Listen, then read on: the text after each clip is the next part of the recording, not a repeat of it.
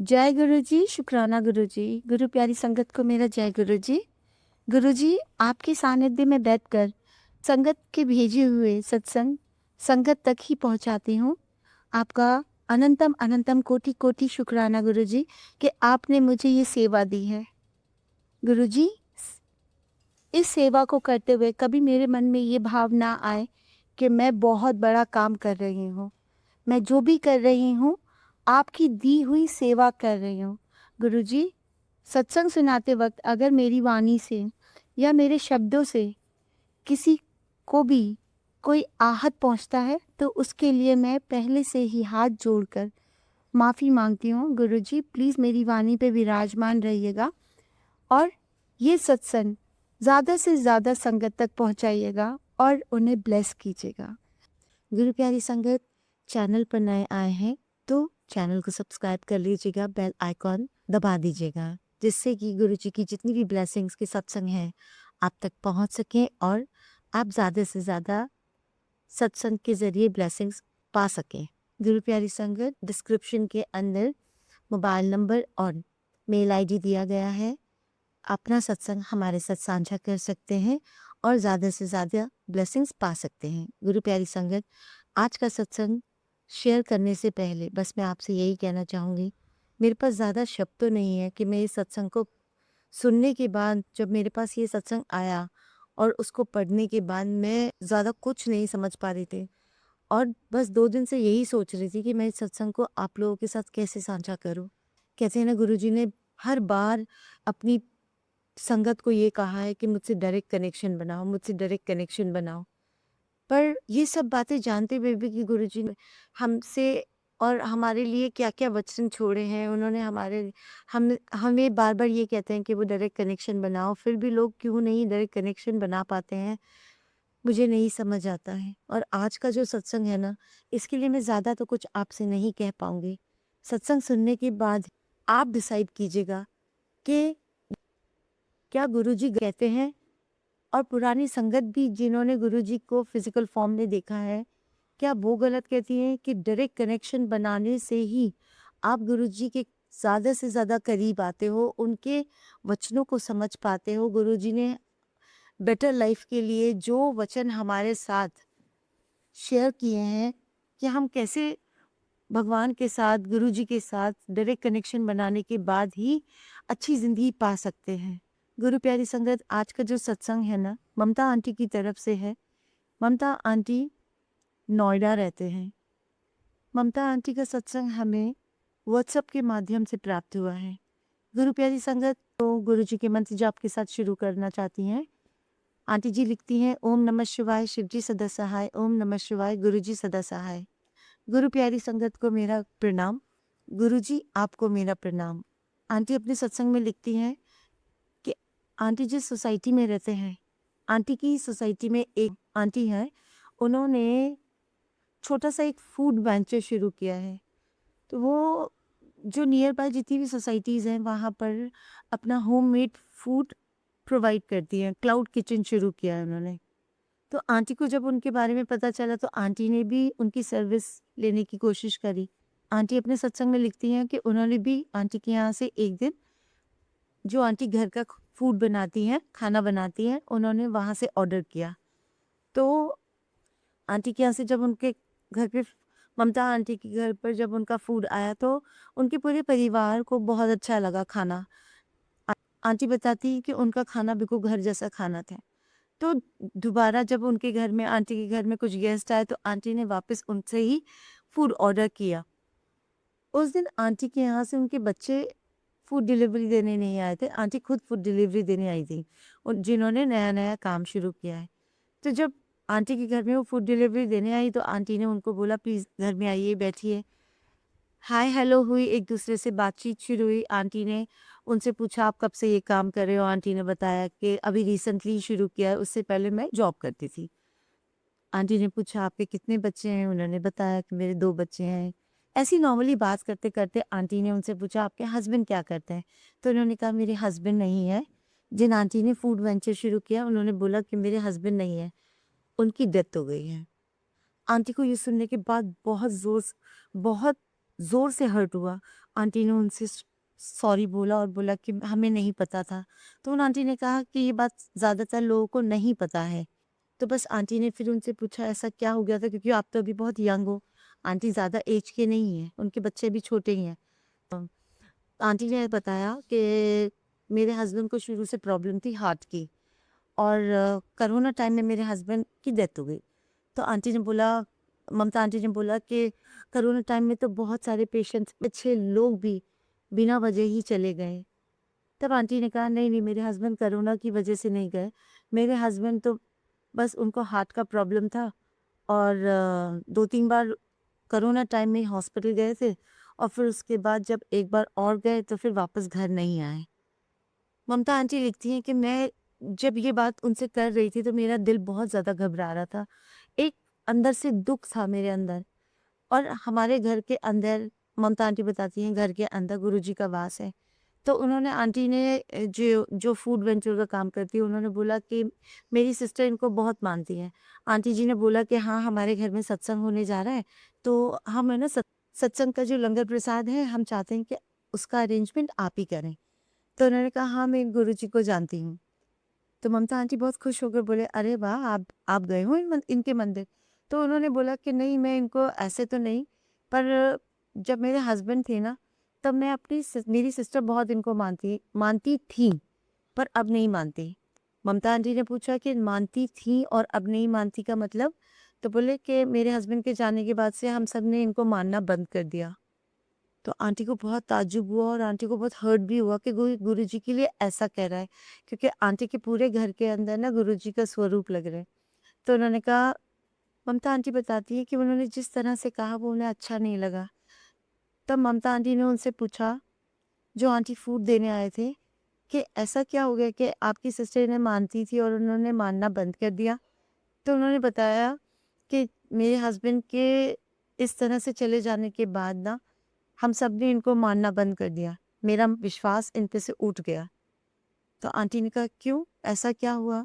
तो उन्होंने बताया कि फरीदाबाद में ना, पहले वो आंटी फरीदाबाद में रहते थे। तो उन्होंने बताया कि मेरे सिस्टर के घर में तो इतना जल प्रसाद रहता था, वो लोगों को बाँटती थीं। मतलब वो गुरुजी के इस कितने सानिध्य के अंदर जुड़ी हुई थी। उन्होंने अपनी सिस्टर के बारे में बताया। बोले, मैं उनको नहीं जानती थी, मैं तो अपनी सिस्टर के माध्यम से इनसे जुड़ी थी, कि मेरी सिस्टर के घर पे तो बहुत सत्संग होते थे, हम लोग बहुत सत्संग में जाते थे। मेरी सिस्टर का इतना विश्वास था इन पे, पर अब ना जब से मेरे हस्बैंड गए ना, हम सब पूरे परिवार ने इनको मानना बंद कर दिया है। फिर वो अपना सत्संग सुनाने लगी कि मेरी सिस्टर फरीदाबाद में रहती हैं, और मैं भी फरीदाबाद में ही रहती थी पहले। जब मेरे हस्बैंड बीमार पड़े तो हमने उनको जल प्रसाद भी पिलाया, सब कुछ किया। तो उन्होंने बताया कि जब मेरे हस्बैंड हॉस्पिटल में एडमिट होते तो फरीदाबाद में एक अंकल थे, हम उनको बोलते कि अंकल, मेरा हस्बैंड एडमिट हो गए हैं हॉस्पिटल में, और ना गुरुजी से बोलिए कि उनके लिए प्रार्थना करें। तो वो अंकल हमेशा बोलते थे, आज मुझे गुरुजी ने आपके हस्बैंड के लिए ये उपाय बताया है, आप ये उपाय करना। कभी कोई और उपाय बताते। इस तरह से वो आए दिन उनको 3, 4, 5, 6 जितने भी, जब भी वो फ़ोन करते तो वो कुछ ना कुछ उपाय बताते कि आपके हस्बैंड के लिए गुरुजी ने मुझे ये उपाय बताया, आप ये कीजिए। आज गुरुजी ने ये बोला। मतलब आंटी का डायरेक्ट कनेक्शन नहीं था गुरुजी के साथ, उनका वाया वाया कनेक्शन था। जब भी अंकल को कोई परेशानी होती, तो वो दोनों सिस्टर्स उन अंकल को फ़ोन करती, और वो अंकल बार-बार उनको ये कहते कि आज गुरुजी ने मुझे ये मैसेज दिया है, आप अपने हस्बैंड के साथ ये उपाय कीजिए। आज मुझे गुरुजी ने ये मैसेज दिया है, आप अपने हस्बैंड के साथ ये उपाय कीजिए। पर वो दोनों सिस्टर्स जो थीं, वो डायरेक्ट गुरुजी से नहीं कह रही थी, जिनके घर में लंगर प्रसाद बन रहा है, जिनके घर में गुरुजी का सत्संग हो रहा है, जो घर में गुरुजी का जल प्रसाद रख के बैठी हैं, वो दोनों डायरेक्ट गुरुजी से नहीं कह रही हैं। गुरुजी को ये नहीं कह रही कि गुरुजी, मेरे हस्बैंड बीमार हैं, आपको पता है मेरे हस्बैंड कितने बीमार हैं, प्लीज़ आप उन्हें ठीक कीजिए। उनका वो कनेक्शन, डायरेक्ट कनेक्शन गुरुजी से नहीं था। वो बार-बार बस अंकल को ही फ़ोन करते और अंकल इस तरह से उनको उपाय बताते। एक दिन अंकल की, उनके हस्बैंड की इतनी कंडीशन खराब हो गई कि वो फिर से हॉस्पिटलाइज़ हो गए, और उस समय आंटी ने अपने हस्बैंड के लिए ये कहा कि गुरुजी, वो माताजी को भी मानती हैं। उन्होंने कहा, गुरुजी, माताजी, आज मेरे हस्बैंड को घर भेज दो बस। आइंदा कभी ऐसा हुआ कि वो दोबारा बीमार पड़े, तो मैं आपसे नहीं कहूँगी। उस समय गुरुजी ने और माताजी ने उनके हस्बैंड को, आंटी को, दोनों में से जिस पे भी विश्वास था उन्होंने जिनका भी नाम लेके बोला कि गुरुजी, माताजी आज आप मेरे हस्बैंड को भेज दीजिए घर पर, फिर मैं कभी नहीं बोलूँगी दोबारा कभी ऐसा हुआ तो। और ऐसा हुआ भी, उनके हस्बैंड ठीक हुए और वापस घर चले गए। 2 महीने बाद वापस उनके हस्बैंड की कंडीशन खराब हुई, हॉस्पिटल गए और वापस फिर वो घर लौट कर नहीं आए। फिर गुरुजी ने उन्हें अपने सानिध्य में ही बुला दिया, अपने चरणों में ही बुला लिया। अब आंटी जब ये बात बोल रहे थे, तो ममता आंटी बताती हैं कि उनको ऐसा लगा कि फिर वही इंसान ने गलती करी, कि फिर हमें ये नहीं पता कि हमें गुरुजी से क्या माँगना चाहिए। क्या हमें गुरुजी के सामने, हमारे घर में अगर कोई विपदा आई है, परेशानी आई है, तकलीफ़ आई है और जिसका हमारे पास कोई उपाय नहीं है, हमें गुरुजी से बोलना चाहिए कि गुरुजी सँभालो, भगवान जी सँभालो, जो अच्छा है वो करो, मेरे बच्चे छोटे हैं, आप प्लीज़ सँभालो। पर आंटी ने ऐसा ना कह के जो शब्द उन्होंने कहा कि आज घर भेज दो, फिर मैं कभी नहीं कहूँगी, अगर वो दोबारा हॉस्पिटल जाएँगे, तो मैं कभी आपसे ये नहीं कहूँगी कि उन्हें घर भेज दो।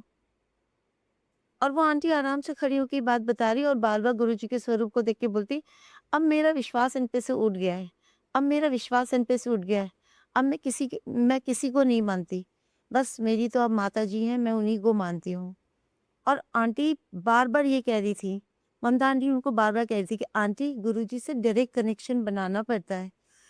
आप अंकल को क्यों फ़ोन करके बोलते थे कि आप हमारे हस्बैंड के लिए प्रार्थना करो? आप खुद क्यों नहीं करते थे? हम जब पेट में दर्द होता है, तो हम क्या करते हैं? हम डॉक्टर के पास खुद जाते हैं। डॉक्टर को बताते हैं कि डॉक्टर हमारे को पेट में दर्द हो रहा है, हम हमारी ये परेशानी है और डॉक्टर उस हिसाब से हमारा इलाज करता है। तो फिर हम भगवान के साथ ऐसा क्यों नहीं करते? हम गुरुजी के साथ ऐसा क्यों नहीं करते? हम क्यों नहीं दिन भर में से 5 मिनट निकाल के अपनी सारी परेशानी गुरुजी के चरणों में क्यों नहीं रखते हैं? कि गुरुजी आप तो सब कुछ अपनी आँखों से देख रहे हो। मुझे क्यों किसी और को कहना पड़े? आप समझो मेरी परेशानी को और मुझे क्यों आपको बोलना पड़े? आप तो सब कुछ देख रहे हो ना। ये हमारे माड़े कर्म है तो आप इसे काटो। हमें हमें सहन करने की शक्ति दो। जब उन आंटी ने ममता आंटी से ये सारी बातें की, आंटी बहुत दुखी हुई, बहुत दुखी। और बस वो गुरुजी के सामने, उनके जाने के बाद गुरुजी के सामने बैठ के यही बोला उन्होंने, गुरुजी ज़िंदगी में जितने भी लोग आपसे जुड़ रहे हैं, वो डायरेक्ट आपसे कनेक्ट करें, ना कि किसी और के कनेक्शन के साथ आपसे जुड़ने की कोशिश करें। वो दूसरों को भगवान क्यों मानने लग जाते हैं? उनको क्यों ऐसा लगता है कि हमारी प्रार्थना गुरुजी नहीं सुनेंगे और दूसरों की प्रार्थना गुरुजी सुनेंगे। बस आंटी ने गुरुजी के सामने यही प्रार्थना करी कि गुरुजी कभी मुझसे या मेरे परिवार से ऐसी कोई गलती ना हो। कभी हमारे विश्वास को इस तरह से डोलने मत देना।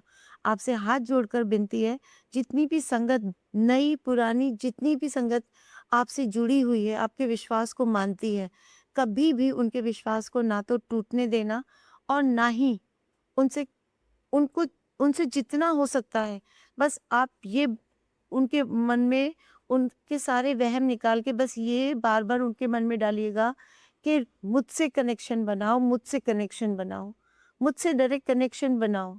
तुम मेरी संतान हो, मैं तुम्हारा पिता हूँ।